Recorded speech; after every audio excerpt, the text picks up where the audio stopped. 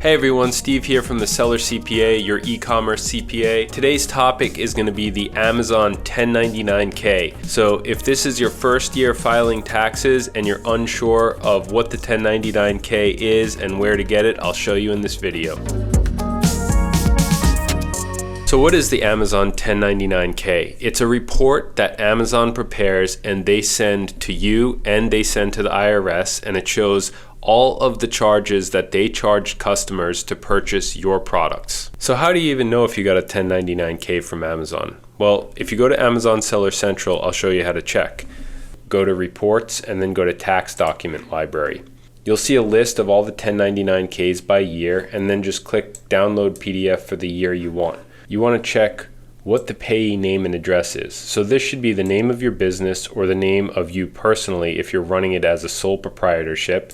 And then also the payee's TIN, which is the tax ID number. So that shows you whether it was in your social security number if you are running as a sole proprietorship, or if it's in an EIN if you used your business's EIN. The next thing you're going to want to check is the total gross amount of all payments. So this is the total amount that Amazon charged to all the customers and the amount that they would expect to see you report some kind of taxable income on. Note here that there's no federal income tax withheld, so any tax due on this income is completely up to you.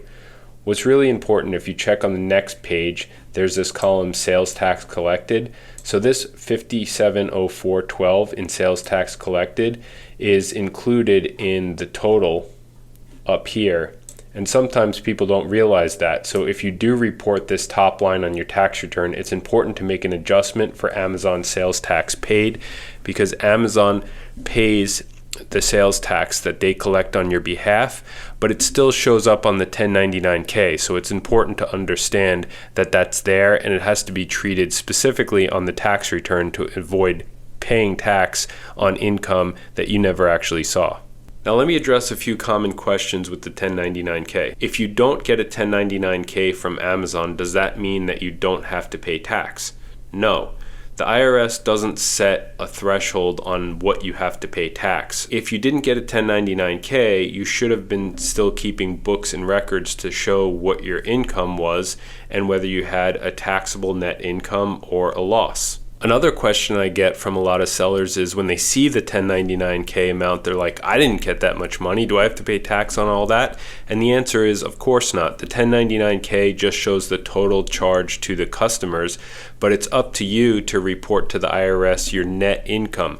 So of course you have to deduct all of the Amazon fees, returns, your cost of goods sold, any other business operating expenses to get to your net income, which could be a taxable net income or in some cases could be a loss. What if you have two 1099Ks? Well, this can happen is if you started as a sole proprietor during the beginning of the year and you used your name and social security number to get the 1099K when you registered with Amazon, and then halfway through the year you change to an LLC with an EIN, you're going to get two 1099Ks.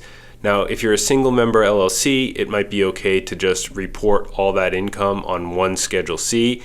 But if you switched from a sole proprietorship and then became a corporation, for instance, you're going to have a separate business tax return. So now you might have to report part of that on a Schedule C and part of that on a separate corporate tax return. Well, I hope that was helpful, but if you're still confused or you need additional help, feel free to go to sellercpa.com and book a call. And if you like this content, go ahead and click like and also subscribe, because I'll be producing new videos every week.